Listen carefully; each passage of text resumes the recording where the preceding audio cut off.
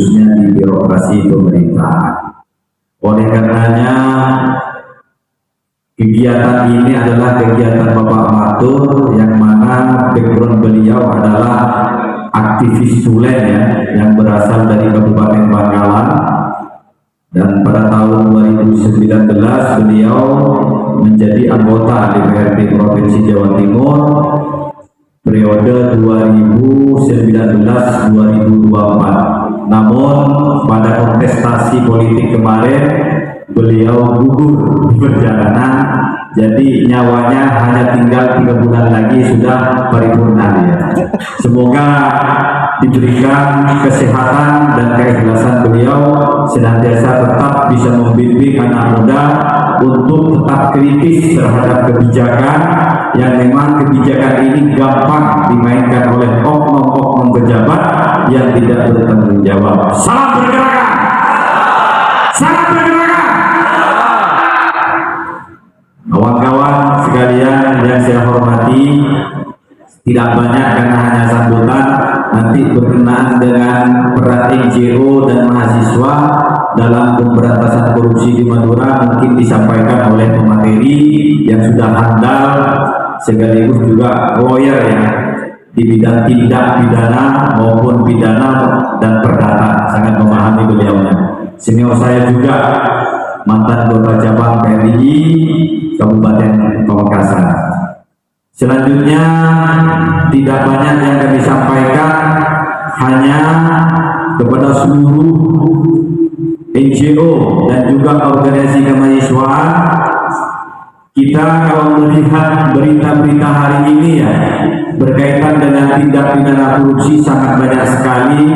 Baru-baru kemarin adalah Bupati Sidoarjo ditetapkan sebagai tersangka dalam hal pemungutan anggaran pejabat atau ASN di Kabupaten Sidoarjo. Dan ini sebuah tindak pidana korupsi yang memang mahasiswa hari ini baik NGO harus memahami bagaimana peran.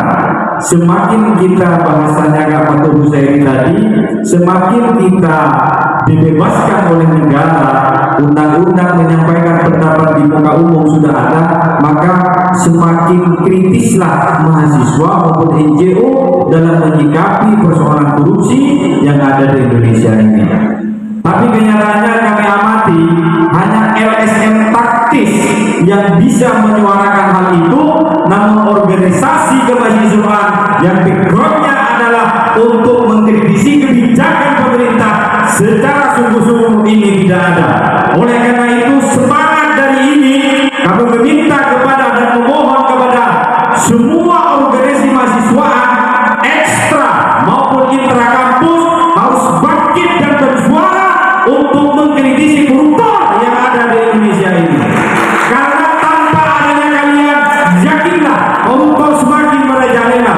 Tanpa ada monitoring dan evaluasi dari mahasiswa maupun ekstra kampus maupun intra kampus, tetap korupsi akan menjadi pernak di Republik Indonesia tercinta ini.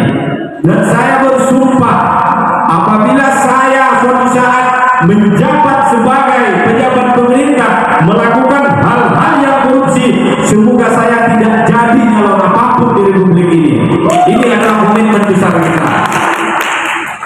Beliaunya Matur Husaini senior kita bersama menyuarakan sebuah tindak pidana korupsi, konsekuensinya dia ditembak pada tahun 2014 oleh oknum yang tidak bertanggung jawab.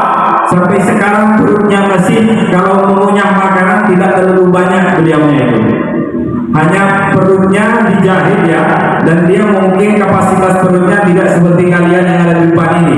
Kalau makan harus dikunyah dan tidak banyak-banyak gara-gara ditembak. Apa yang beliau suarakan?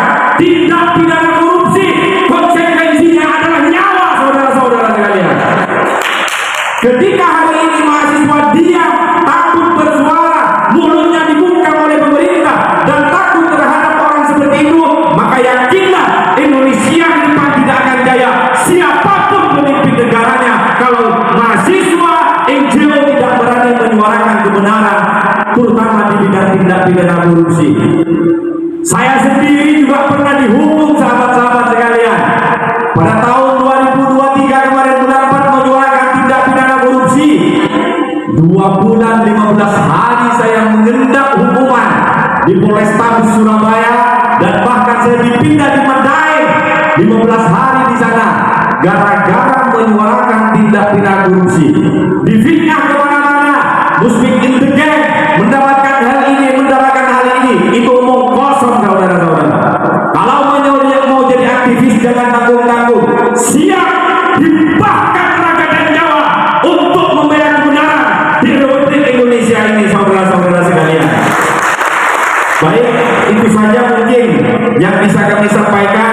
Semoga menjadi catatan besar bagi mahasiswa hari ini untuk selalu bersemangat, tetap tidak hilang rasa-rasa kritis terhadap publik, terhadap kebijakan yang ada, dan semoga harapan kami ke depan organisasi yang besar seperti PMI, HMI, GMI, dan juga BEM bangkit untuk menyuarakan kebenaran khususnya dalam tindak pidana korupsi yang ada di Madura ini. Mungkin itu yang bisa kami sampaikan. Mohon maaf yang sebesar-besarnya. Wallahu muwaffiq ila aqwamit thoriq. Wassalamualaikum warahmatullahi